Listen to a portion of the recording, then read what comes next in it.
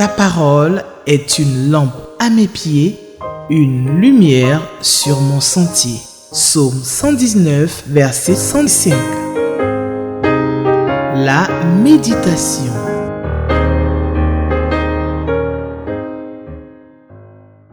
Chers téléspectateurs d'Espérance TV, bonjour.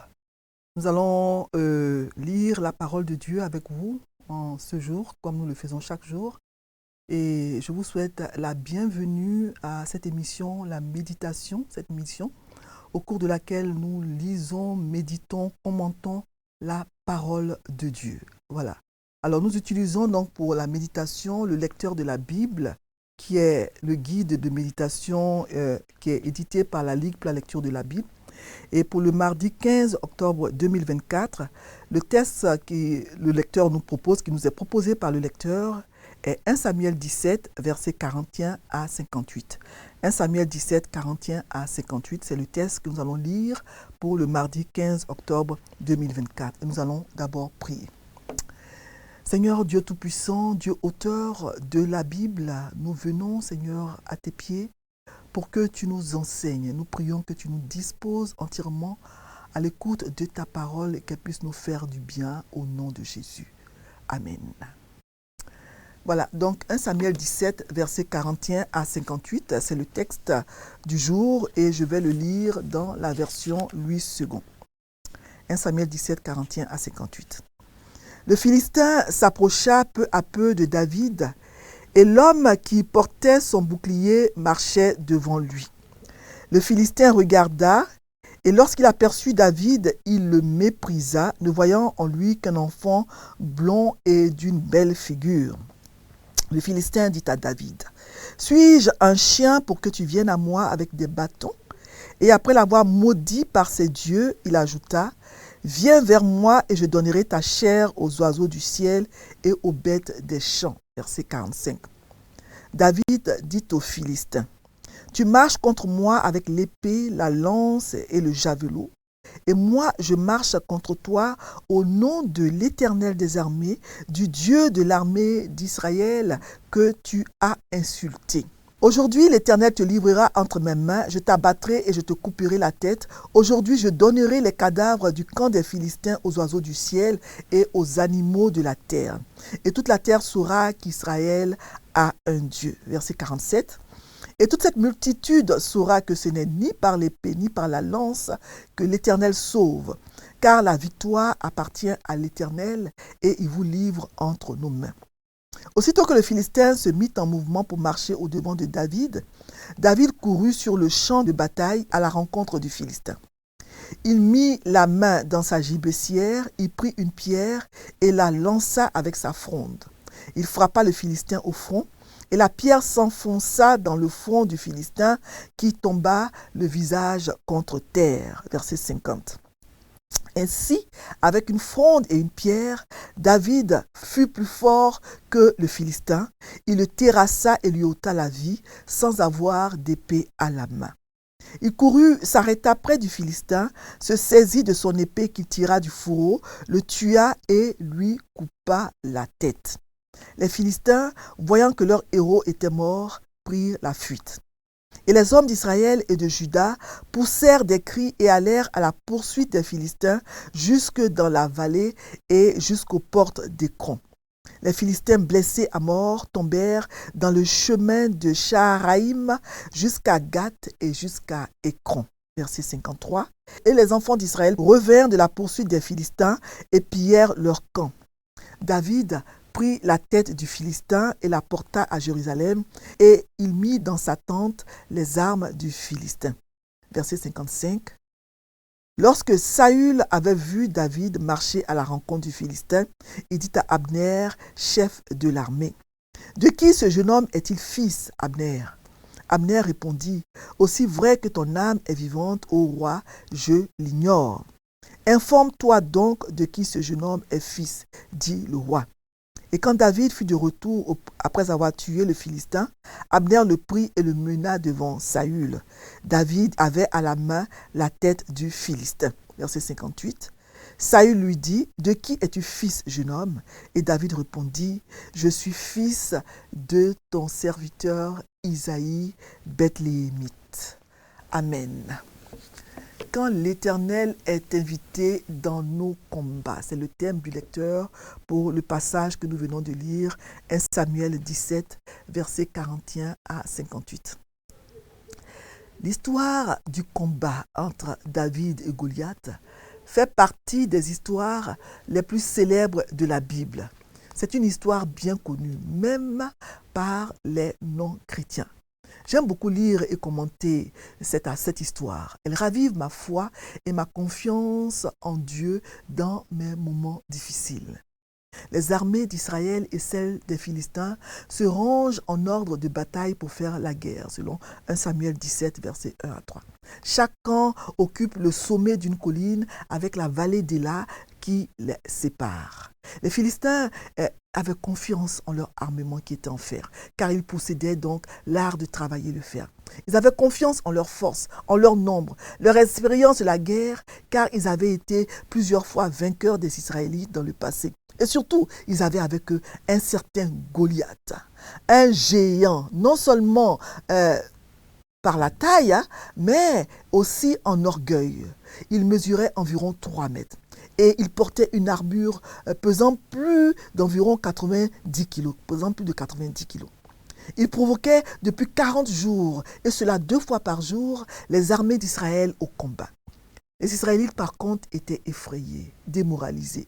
Leur chef Saül était déjà vaincu de l'intérieur parce que Dieu n'était plus avec lui. Et Samuel, qui avait été déçu par le comportement de Saül, n'était plus là pour offrir un sacrifice et transmettre un message de Dieu au peuple avant la bataille.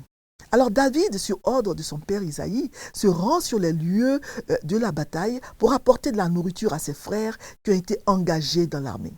Et là, sur le champ de bataille, David entend la provocation de Goliath.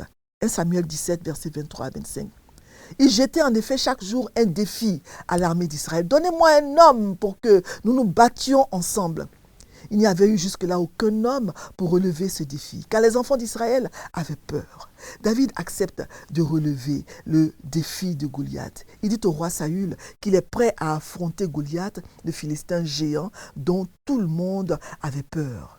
Le texte que nous venons de lire décrit le combat de David contre Goliath. Dans les versets 41 à 47, on a donc un échange de paroles entre David et Goliath. Imaginez un peu le spectacle. On a d'un côté Goliath, un géant de 3 mètres de haut, qui porte un casque d'airain, une cuirasse à écailles, une armure d'airain aux jambes. Et devant lui, il a son porteur d'armes, qui tient un énorme bouclier. Et de l'autre côté, on a un jeune homme blond, beau de figure. Il est si jeune qu'il n'a même pas été enrôlé dans l'armée comme ses frères pour aller à la guerre. Il ne porte aucune armure. Il est vêtu de ses habits ordinaires, avec des armes dérisoires, un bâton et une fronde de berger. Quel contraste! De toute évidence, à cause de la taille et de l'expérience de Goliath, ce n'était pas un combat équitable, juste. De plus, c'était en fait 2 contre 1 parce que Goliath avait un porteur d'armes avec lui et David, lui, était seul. Goliath le regarde de haut en bas et de bas en haut. Et il regarde David, qu'il considère comme un misérable adversaire, indigne de se mesurer à lui. Et il commence avec sa tactique habituelle d'intimidation et de dérision. Et il insulte avec mépris. Lorsque le Philistin il regarde autour de lui, il aperçoit David et il le dédaigne. Et l'idée derrière ce regard est que David est si petit devant lui que Goliath, il doit bien regarder autour de lui pour le trouver. On nous dit qu'il l'aperçut. David était si petit comparé à cet homme que Goliath avait même du mal à le voir. Mais quand il a vu, il a dédaigné, il a méprisé. Il n'y avait en effet rien chez David qui suscitait la peur ou le respect dans le cœur de Goliath. Goliath s'est senti insulté que les Israélites aient envoyé un si petit adversaire, un gamin, pour se mesurer à lui. « Suis-je un chien, dit-il à David, pour que tu viennes à moi avec des bâtons ?» Mais David est sans peur et sans reproche. Parce qu'il se dit, comme il a écrit plus tard dans le psaume 27, L'Éternel est ma lumière et mon salut. De qui aurais-je crainte? L'Éternel est ma lumière et mon salut. De qui aurais-je crainte? L'Éternel est le soutien de ma vie. De qui aurais-je peur? Psaume 27, verset 1. Alors, le Philistin, il maudit David par ses dieux. Nous voyons là qu'il ne s'agit pas simplement d'un combat physique de Goliath et de son porteur d'armure contre David. C'est Goliath et son porteur d'armure avec les dieux philistins d'un côté contre David et l'Éternel, le Dieu d'Israël, de l'autre côté. C'était donc les dieux philistins contre le Dieu d'Israël. Toute personne ayant une compréhension spirituelle pourrait terminer l'histoire à ce niveau. Parce que quand il s'agit d'un combat contre Dieu, alors la bataille est terminée. On sait déjà à l'avance qui sera victorieux. Parce qu'on ne peut pas combattre contre Dieu, le Dieu d'Israël, et avoir la victoire. Jamais. Parce qu'il est le Tout-Puissant. Celui dont la puissance est au-dessus de toutes les autres puissances. Et dans les versets 45 à 47, on voit que David, plein de foi, répond à Goliath. Nous pouvons imaginer la voix grave de Goliath dont le son a semé la terreur dans les cœurs des soldats israélites. Et David qui lui répond avec sa voix d'adolescent. Les Philistins ont peut-être ri quand ils ont entendu la voix de David. Et cette voix-là, David a dû certainement plutôt crier pour se faire entendre parce que sa voix n'était pas forte. Ça, c'est au niveau de la forme. Venons-en maintenant au contenu de son discours. Il lui dit, tu marches contre moi avec l'épée, la lance et le javelot. Et moi, je marche contre toi au nom de l'Éternel des armées, du Dieu de l'armée d'Israël que tu as insulté. Oui, Goliath, tu as certes des armes sophistiquées, mais moi, David, j'ai bien mieux que toutes tes armes réunies. J'ai avec moi l'Éternel des armées, le chef des armées célestes, le souverain maître des cieux et de la terre. David fait un contraste entre lui et Goliath sans donner de crédit à la personne de Goliath. Il dit, ce sont des armes assez sophistiquées que vous avez là, monsieur Goliath. Mais j'ai quelque chose de bien mieux que vos armes, de bien meilleur que vos armes. Je viens vous combattre en tant que représentant de l'Éternel des armées, le Dieu Tout-Puissant, l'Omnipotent, qui a toutes les armées célestes sous ses ordres. Je suis un homme envoyé de Dieu. Et il ajoute, aujourd'hui, l'Éternel te livrera entre mes mains. David est de plus en plus audacieux. Il a l'audace de répéter à Goliath ce qu'il avait déjà dit à Saül au verset 36. Quelle audace! David a une foi inébranlable en son Dieu qu'il avait déjà délivré de l'ours et du lion quand il gardait les brebis de son père. L'assurance, la foi de David reposait sur Dieu et non sur sa puissance et les armes qu'il avait. Parce qu'elles étaient dérisoires devant le géant Goliath. Il savait que la bataille appartenait à l'Éternel. Parce que c'était l'Éternel que Goliath avait offensé, insulté.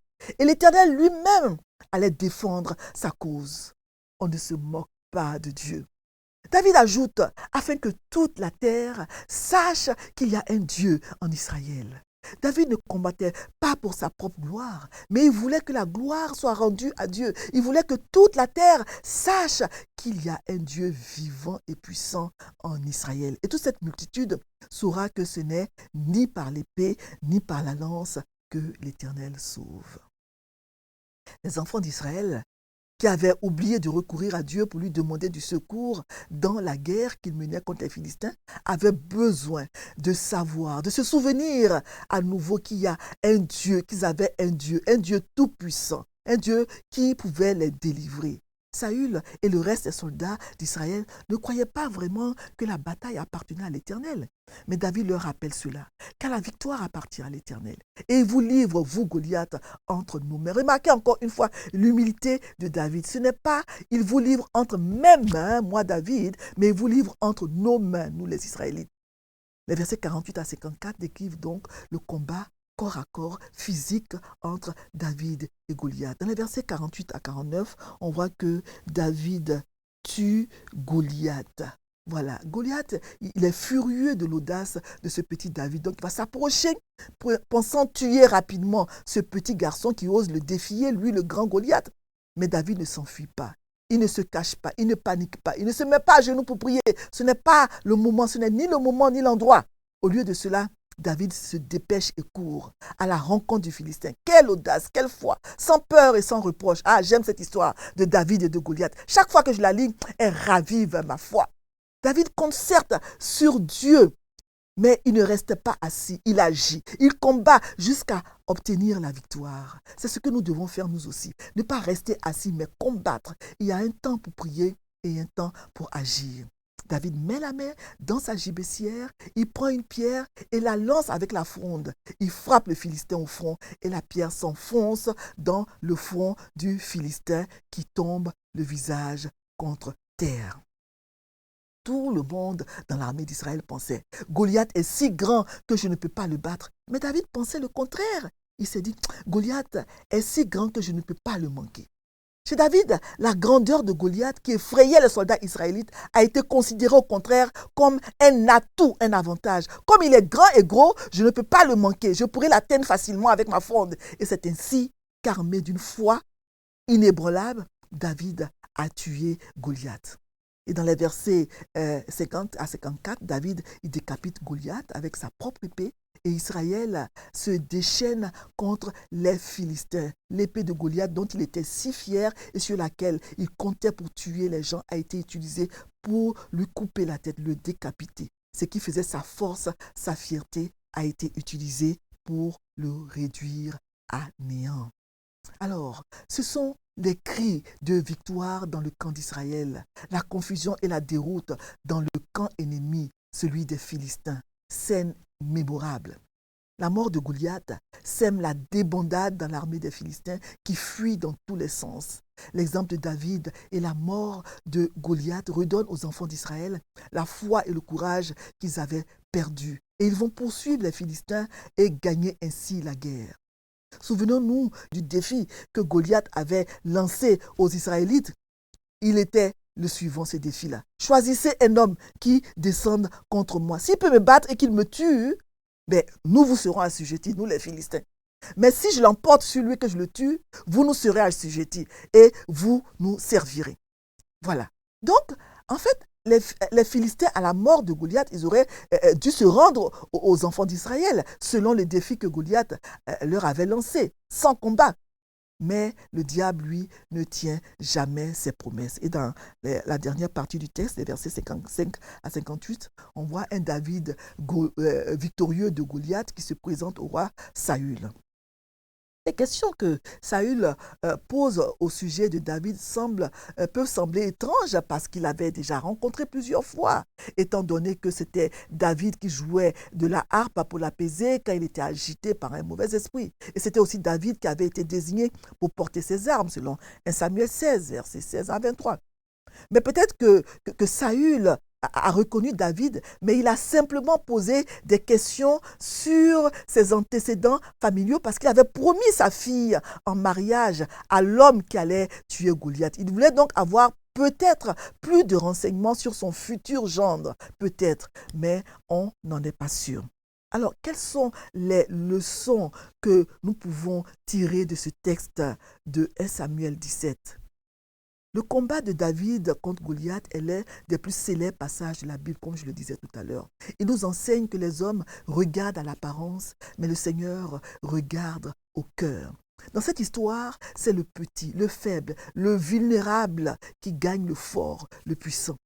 L'histoire de David et de Goliath est souvent utilisée pour illustrer le fait que selon 1 Corinthiens 1, versets 27 à 29, Dieu choisit les choses faibles, petites, viles, méprisables du monde, celles qui ne sont point, pour réduire à néant celles qui sont, afin que nulle chair ne se glorifie devant Dieu.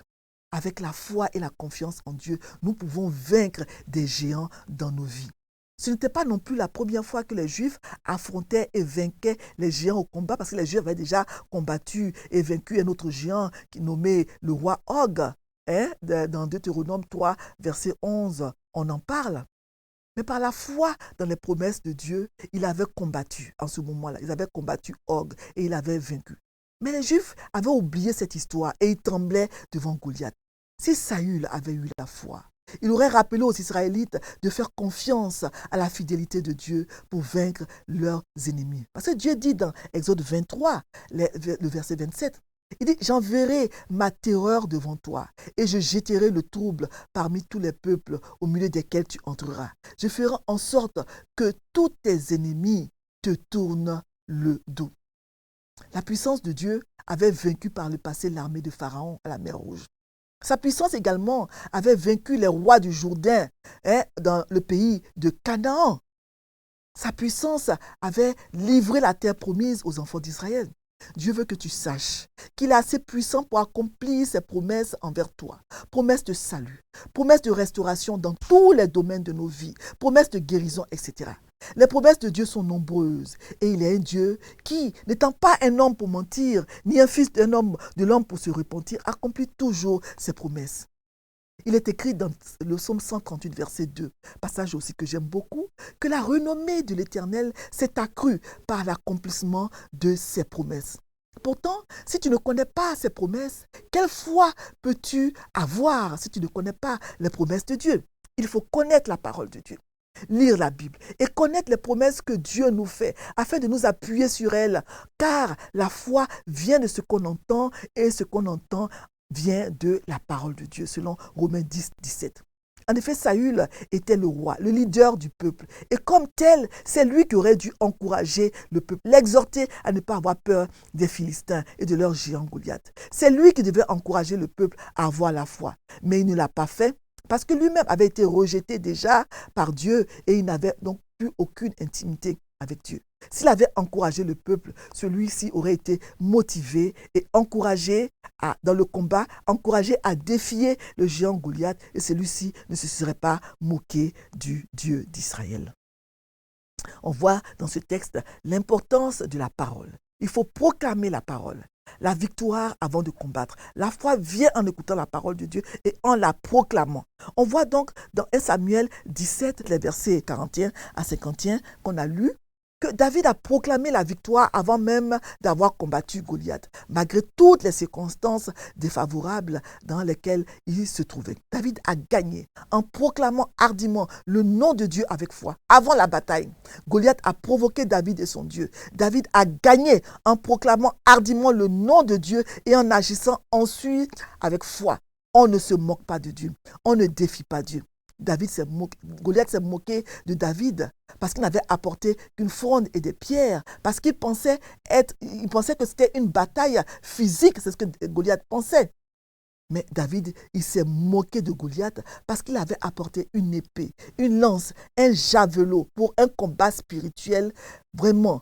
Parce que ce combat-là, c'était le combat de l'Éternel des armées, le Dieu des armées d'Israël que Goliath avait insulté. David avait apporté la parole de Dieu. Il faut donc que nous considérions nos batailles d'abord comme des batailles spirituelles avant d'être des batailles physiques.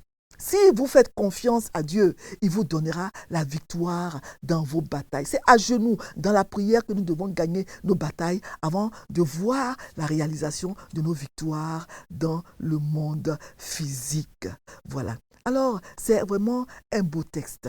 Un beau texte que nous devons lire et relire. David a remporté la victoire étant seul contre les Philistins parce qu'il s'est appuyé sur Dieu. Et avec Dieu, rien n'est impossible. Il est celui qui, comme je le dis toujours, opère des prodiges et des miracles. Alors, le message pour les croyants d'aujourd'hui, pour nous croyants d'aujourd'hui, est que nous ne devons pas compter sur nos propres forces, nos atouts pour vaincre. Dieu veut que nous placions notre foi et notre confiance en lui, seul comme David l'a fait.